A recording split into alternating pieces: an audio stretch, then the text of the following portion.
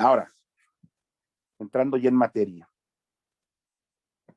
la objetividad suele ser muy mal entendida, ¿no? En los códigos de ética profesional, en el caso de la archivística, el Código de Ética del Consejo Internacional de Archivos, adoptada por la Asociación Mexicana de Archivos y el Colegio Mexicano de Archivología, menos conocido, o la Declaración Universal sobre los Archivos de la UNESCO, pues exhortan a los archivistas a llevar a cabo en su práctica profesional el llamado principio de neutralidad, ¿sí? Para que los creadores de los documentos y el público en general que los consulta, que acude a los sistemas de información, confíen en que ellos son imparciales en sus acciones. Sin embargo, la neutralidad archivística se ve cada vez más como una postura controvertida para una profesión que se sitúa en medio de las políticas de la memoria. Yo he expresado que durante la formación de los estudiantes se deben abordar con mayor profundidad las dimensiones culturales y éticas que desempeñan los archivos como instituciones para que puedan comprometerse de manera crítica, reflexiva y significativa, por ejemplo, frente a problemas sociales muy puntuales. En publicaciones recientes sobre el papel social de los archivos en América Latina, pues sobre todo sobre liberación de algunos fondos documentales, se propugna porque los archivistas, contrario al principio de neutralidad, sean formados con valores propios de la justicia social, para que puedan reconocer en su labor, pues, ciertos fenómenos que atañen a las injusticias, y que puedan al mismo tiempo reconocer que su labor constituye socialmente un cúmulo de acciones facilitadoras de procesos democráticos e inclusive de justicia restaurativa. Basta recordar los casos que ya analizamos en teoría del conocimiento en primer semestre, los llamados archivos de la paz o el archivo histórico de la Policía Nacional de Guatemala, mismos que sirvieron como pruebas del genocidio perpetrado durante la guerra civil en ese país, guerra que por cierto duró 36 años. ¿No? Nadie de los que estamos en esta sesión tiene siquiera 36 años de edad. Imaginemos la magnitud de esto. Bueno, este genocidio consumado por algunos de los dirigentes, ¿no? Como el dictador Efraín Ríos Montt y las juntas militares de gobierno a lo largo de estos 36 años. Bueno, algunos de ustedes trabajaron incluso esto como proyecto final, ¿no?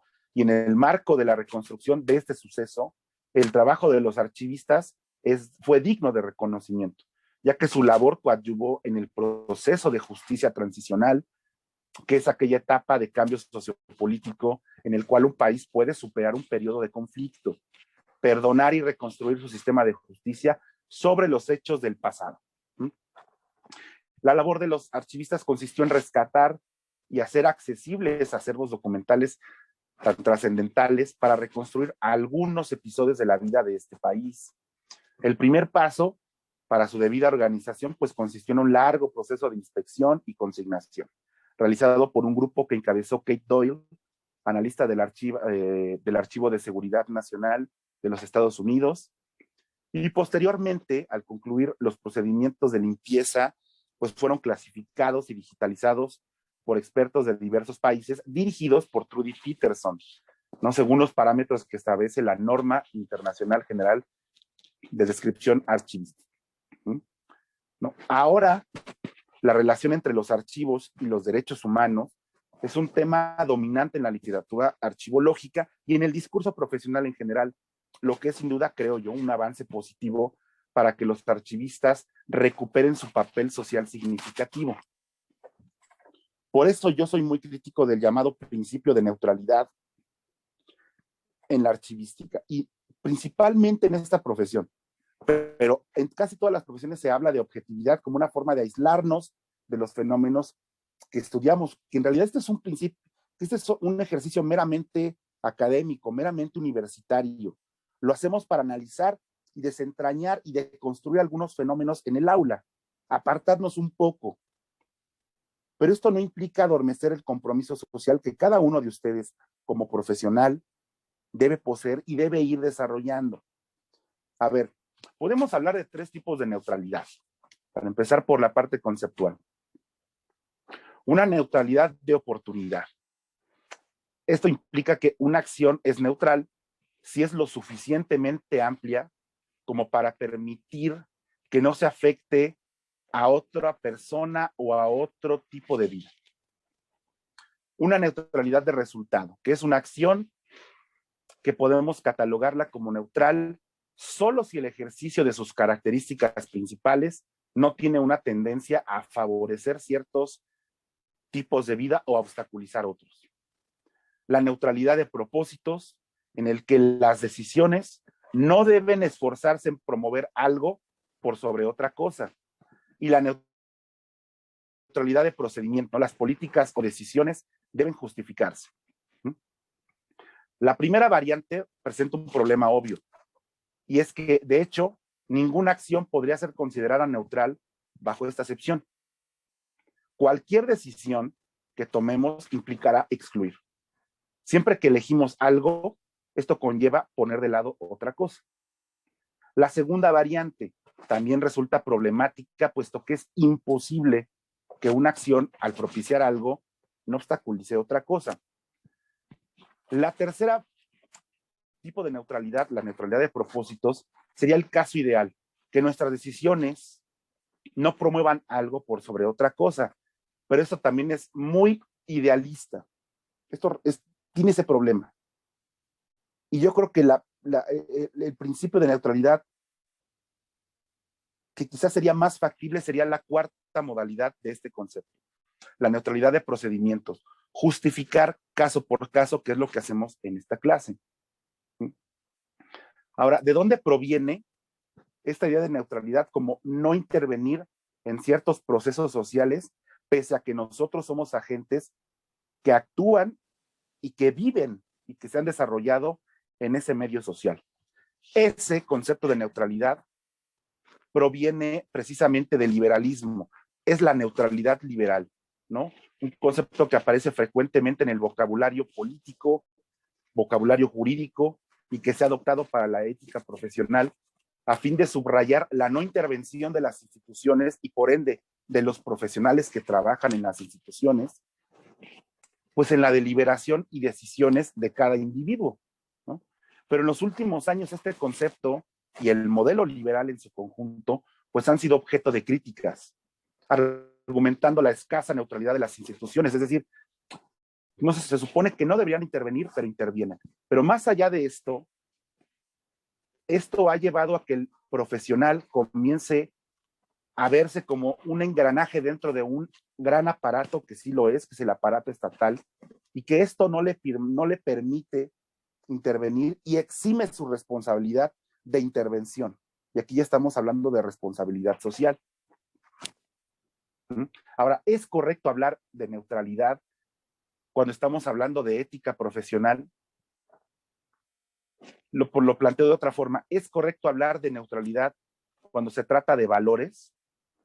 Por ejemplo, cuando se trata de definir desde algún punto de vista y eventualmente diseñar políticas educativas, procesos de aprendizaje moral o de socialización, ¿qué tipo de conducta se ha de mostrar como valiosa? Bueno, tal vez, a ver, Jocelyn. Pues es que siento que es muy complicado, ¿no? Como tratar de ser neutrales conforme a que en realidad nosotros no venimos de posturas neutrales. O sea, cada quien tiene su propia carga de valores, cada quien pues considera buenas o malas algunas cosas. Entonces el hecho de, de ejercer una postura neutral ante pues la sociedad o incluso desde nuestra carrera, yo siento que pues, es muy difícil, incluso hasta un poco, no sé si paradójico o antinatural, no sé si es la palabra correcta, pero Sí. no siento que tenga mucho, o sea, sí entiendo el porqué, pero no hace sentido porque no hay forma en que nosotros podamos llegar a ser 100% neutrales en algo. ahí me parece muy interesante que hayas hecho esta intervención, porque precisamente en la clase anterior, en la lectura de qué es la ilustración de Kant, interveniste en una parte que tiene que ver con esto. Cuando Kant sí nos está pidiendo que nos emancipemos, etcétera, y que pensemos por nosotros mismos, pero dice, pero es que cuando somos funcionarios de gobierno es muy difícil. Interveniste en esa parte y precisamente es un lastre que también acarrea la formación moral de los archivistas, siendo que está tan inmiscuida, y es aquí donde hay una diferencia muy grande entre la ética de otro tipo de ciencias de la información, como es la bibliotecaria, que es, el archivista está muy, muy, casi diría, por lo menos en la educación archivística mexicana, está de manera muy intrincada, de manera muy, quería decir enraizada sería la palabra, para hablar desde su formación, está muy intrincado con la administración pública y es muy difícil que no adopte el pensamiento burocrático como guía y orientación para su conducta. Ahí el problema. Pero precisamente ese principio de neutralidad en la archivística se alimenta de este concepto de neutralidad liberal. Ahora, los juicios morales son cognitivos. Los conceptos presentan una textura abierta. Los principios tienen que ser flexibles. Los esquemas morales han de ser ajustados en la aplicación. Precisamente,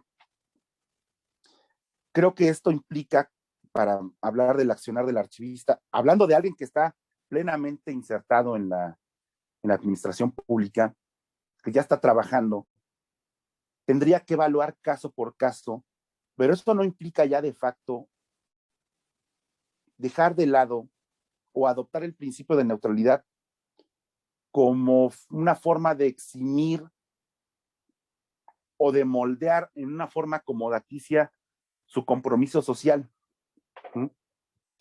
Dentro del mismo discurso liberal hay un concepto de John Rawls que habla de, es que a veces es traducido como equidad, justicia como equidad, y a veces como imparcialidad, justicia como imparcialidad. Un ejemplo, ¿en qué podría consistir esta imparcialidad? Que no neutralidad, que es muy diferente. Justicia como equidad, a su vez, se divide en dos principios. Justicia como igualdad, justicia como diferencia. ¿Qué quiere decir? Justicia como igualdad, por ejemplo, repartir cierta cantidad de recursos, de bienes, en mismas proporciones, cuando todas las condiciones dentro de un grupo, pensemos este mismo grupo, son iguales. Y la justicia como diferencia sería un criterio de ajuste.